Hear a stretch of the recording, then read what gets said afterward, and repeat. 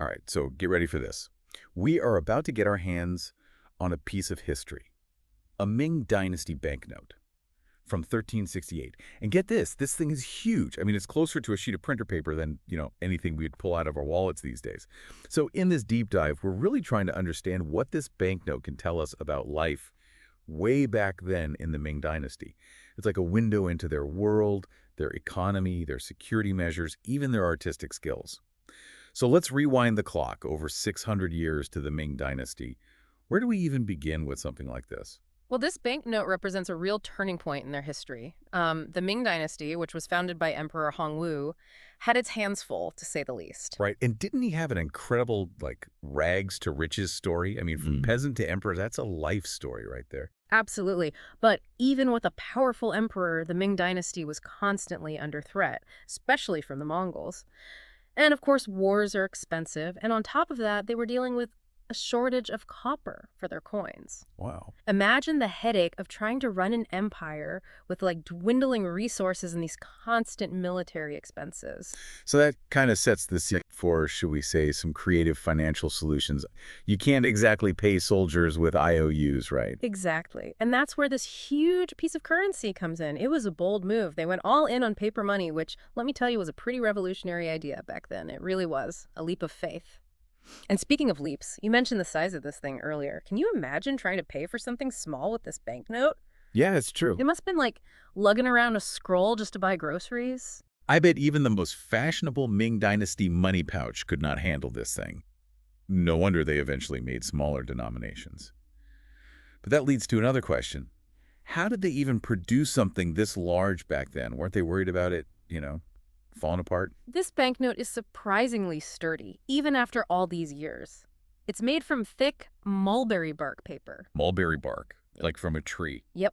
They would grind the bark into a pulp and then carefully craft it into paper. Oh. We often take paper for granted these days, but this was a skilled process. Okay, so we've got our giant mulberry paper banknote. How do we go from blank canvas to, well, this? Think about traditional woodblock printing.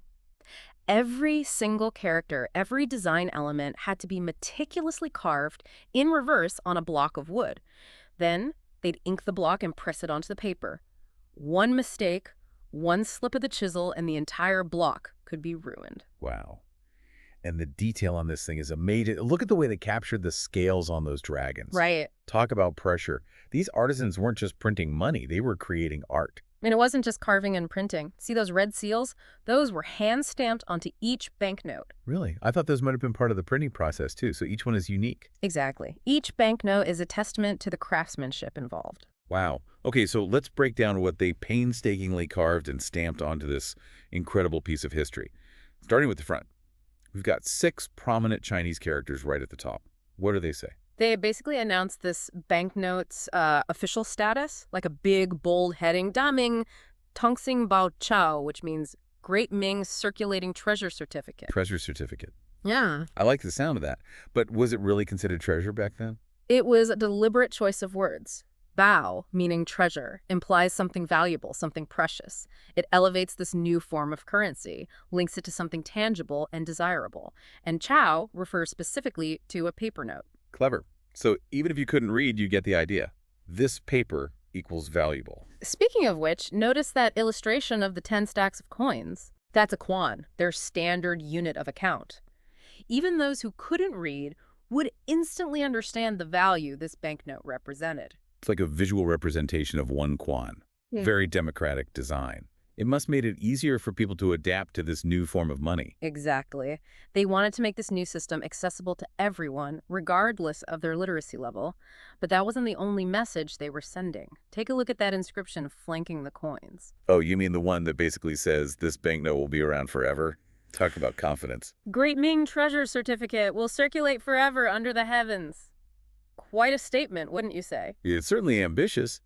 Did a lot of banknotes from that era make these kinds of claims? Or was this unique to the Ming Dynasty?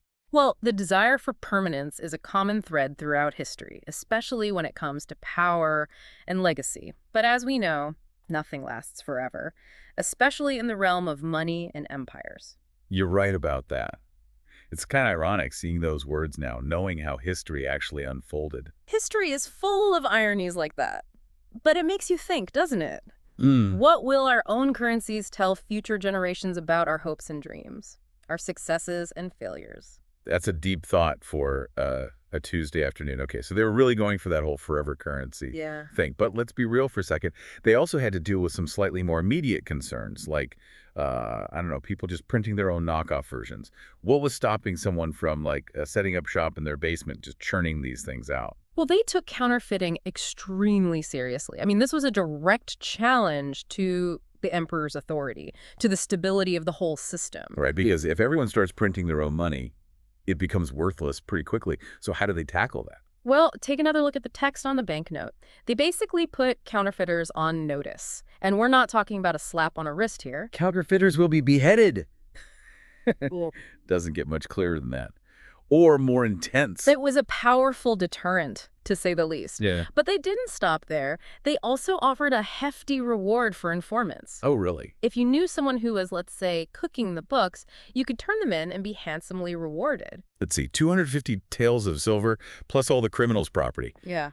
I think I'd be racing to turn in my neighbor if they were secretly printing banknotes. That's, wow. It really shows how important it was for them to establish trust in this new system.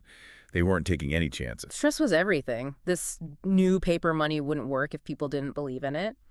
But beyond all the serious stuff, there's also some incredible artistry on this banknote. We talked about the dragons, but what about those faded red seals? They're like little stamps of authority, aren't they? Yeah. You've got the Great Ming Treasury and the Supervisor of Treasure Certificate. Every detail seems designed to, like, reinforce that legitimacy. Exactly. Think of them as, like, visual cues, instantly recognizable symbols that this wasn't just some random piece of paper. And don't forget the back of the banknote. It has another seal, the Office of Treasure Certificate Printing, plus a smaller version of those stacked coins. They really covered all their bases, didn't they? No detail was too small. They wanted to make it abundantly clear that this banknote was the real deal, printed by the proper authorities and backed by, you know, the power of the Ming Dynasty. It's a fascinating blend of artistry, practicality, and, of course, political power. It really makes you appreciate the journey of money, doesn't it? I mean, from those early copper coins to this elaborate banknote, and now we're moving towards, like, a world of digital transactions. Who knows what a museum exhibit of currency will look like 600 years from now? It's hard to imagine. But this Ming Dynasty banknote reminds us that even everyday objects can hold incredible stories, reflections of the ingenuity, the anxieties, and the aspirations of their time. It's true. This one banknote has given us a glimpse into the Ming Dynasty's financial innovations, their artistic skills, their legal system, even their cultural beliefs. It's a tangible link to history, a reminder that even empires rise and fall, but the stories etched into objects like this can survive for centuries. Absolutely. And who knows what other secrets and insights are still waiting to be uncovered. That's what makes history so fascinating. It's a never-ending puzzle. And on that note, we want to hear from you. What surprised you the most about the Ming Dynasty banknote? What other historical objects would you like us to deep dive into? Welcome to my friend 4 Collector Channel. Glad you could join us. Make sure to watch this video till the end, and don't forget to like and share. Together, let's make 4 Collector great again.